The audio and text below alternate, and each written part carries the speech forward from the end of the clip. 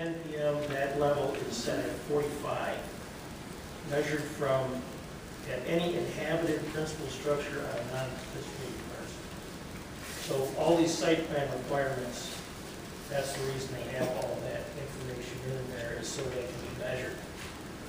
That, again, can be during severe windstorms, can be exceeded for short periods of time. I could not find any maximum sound pressure levels proposed for participating properties in the ordinance. I looked at several ordinances throughout the state. Generally, they range from, the decibel levels range from 45 to 60. The state requires 55, guideline is 55. I think everybody acknowledges that that guideline is out of date, and it's probably too high. I've been informed that at one time, Emmett County, it's at 60. That is now 35. 35 dBA is it. I was going to put a decibel level. I think 40. The rule of thumb is 45 to 60 decibels is the average conversation. Level.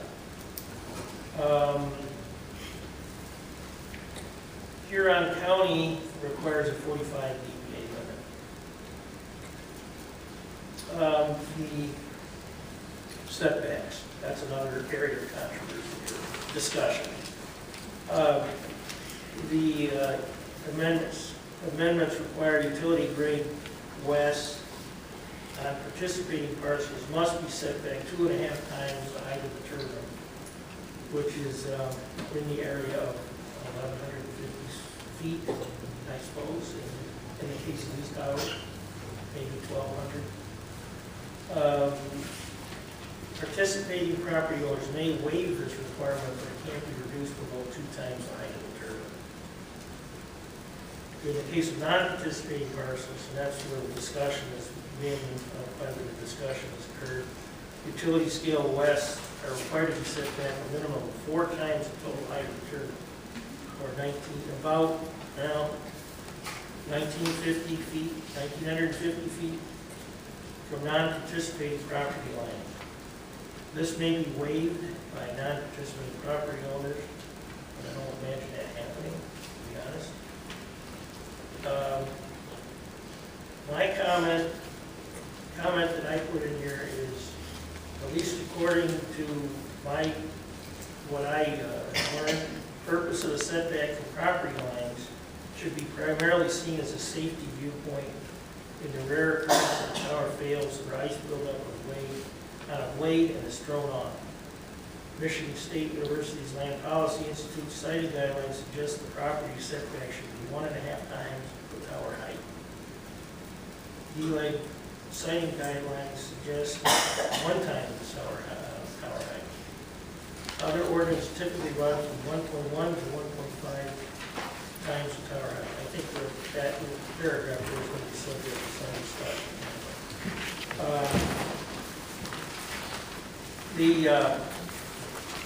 The purpose of the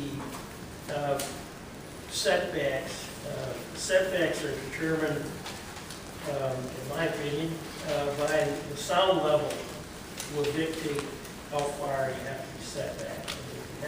How far you reach to go back to whatever the decibel level is the proper setback. Page 8.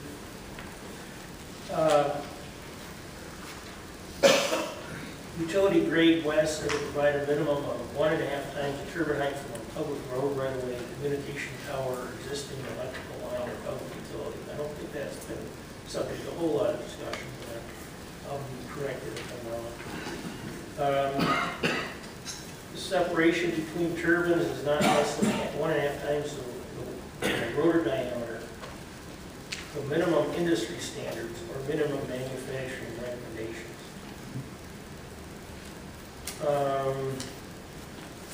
Moving ahead. low impact design. Utility scale west have a minimal impact on agricultural activities, the ordinance states.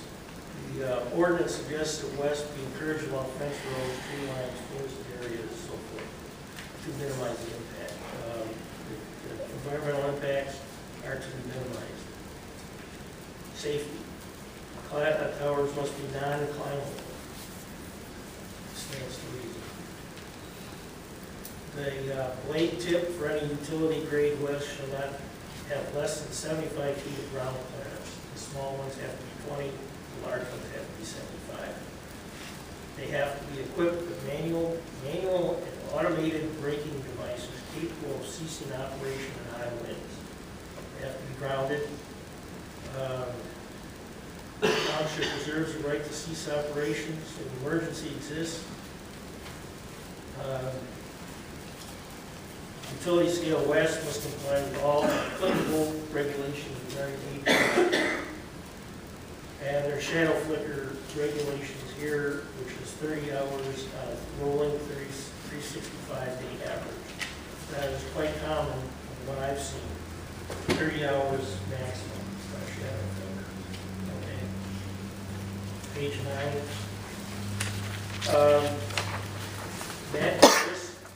Maximum vibrations and low frequency sound. That has been the subject of a lot of discussion, and a lot of discussion on experts on both sides. I think that that will be discussed. I'll allow people to discuss that when we get a chance to talk. State and federal requirements must meet all state and federal standards. Security bond requirements for decommissioning turbines and site reclamation. Has to be 150% of the cost needed for the purpose. Decommissioning and removal plan procedures are contained.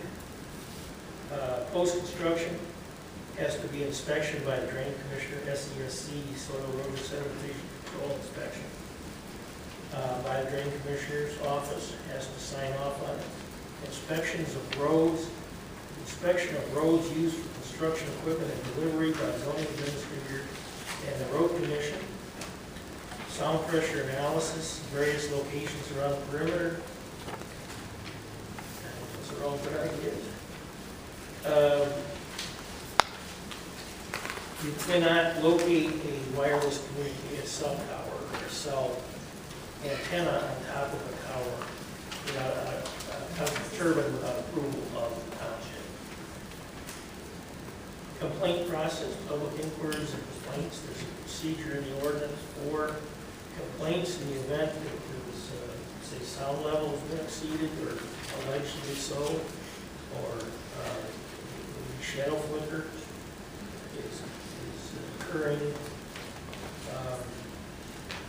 Other ordinance provisions, height. Well, height, ag district normally has a 40-foot maximum height. Well, that's got to be obviously exceeded. So this ordinance, this amendment allows on-site west to have a maximum height of 200 feet, Met towers to have 250 feet maximum height, and utility scale west to be maximum of 500 feet in height. There are several definitions in the ordinance, including EDA, EBC, which is the low frequency, I believe. In summary, much of the proposed zoning ordinance amendment appears to be reasonable. For instance, the information to be provided by the applicant for site plan and conditional use approval is necessary for the evaluation of the effects of wind projects and health, safety, and welfare. However, several of the siting requirements for on-site utility scale west may be so restrictive as to exclude some of these uses from the township. Care must be taken not to do that due to the requirements of Section 207 of the Michigan Zoning Enabling Act. Page 11. It should be noted that the adoption of the ordinance amendments is not the final stage of the approval process. The assuming the ordinance amendments are approved, on-site west net towers over 40 feet in height and utility scale west will still need to be approved through the site plan and conditional use procedures. This will provide the Township Planning Commission with an opportunity to review the project in relation to the impact of the development on the surrounding area. Recommendations: staff recommends that the zoning ordinance be disapproved in its current state unless the following comments are addressed. I put the comments on in order of priority. Some are suggestions, some are high priorities. First, regarding suggestions regarding on-site west and net towers, separate category. Number one, increase maximum sound level to a level consistent with the requirement for utility grade west of 45 decibels. I'm going to revise that one in a minute. Two, consider allowing on-site less than 40 feet in height to be allowed in all zoning districts. That's a suggested change. Currently, it's just an annual. Why not allow it in other districts? Three, consider adding a requirement for proof of liability insurance. Suggestion. Four, consider reducing the required setback requirement for on-site west and net towers from 2 times to 1.1 to 1.5 times the height of the structure. Suggested change. 5, setback requirements for on-site west and net towers under 40 feet do not appear to be provided. Consider a setback requirement for these structures a distance equal to 1.1 to 1.5 times the height of the structure. 6, building and electrical permits required for all on-site west and net towers. 7, proposed subsection 724.3E1D requires approval for Michigan Public Service Commission for on-site west or net towers over 40 feet. This is just something for consideration. I don't know if MPSC needs to approve off-grid systems such as those defined in the ordinance. Maybe they do. I'm not sure. Comments regarding proposed regulations regarding utility scale west. 1, identify a scientific or common practice basis for all setback limits and other standards.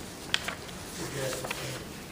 2, establish a section regarding conditional use procedures and relocate requirements for utility scale west, on-set west, and net towers over 40 feet in height into that section. 3, the township should consider increasing the maximum evening sound level for non-participating park parcels from 40 to 45 dBA. Bring the proposed ordinance along with others in the state. 4, required setback of 4 turbine heights for setback purposes from non-participating property amounts to approximately 1,900 feet for the proposed wind turbines. This appears to be a prohibitive setback and makes development of allowed use prohibitive. Turbines are allowed to be 500 feet, but with that kind of requirement, it's difficult to do to fit it in there.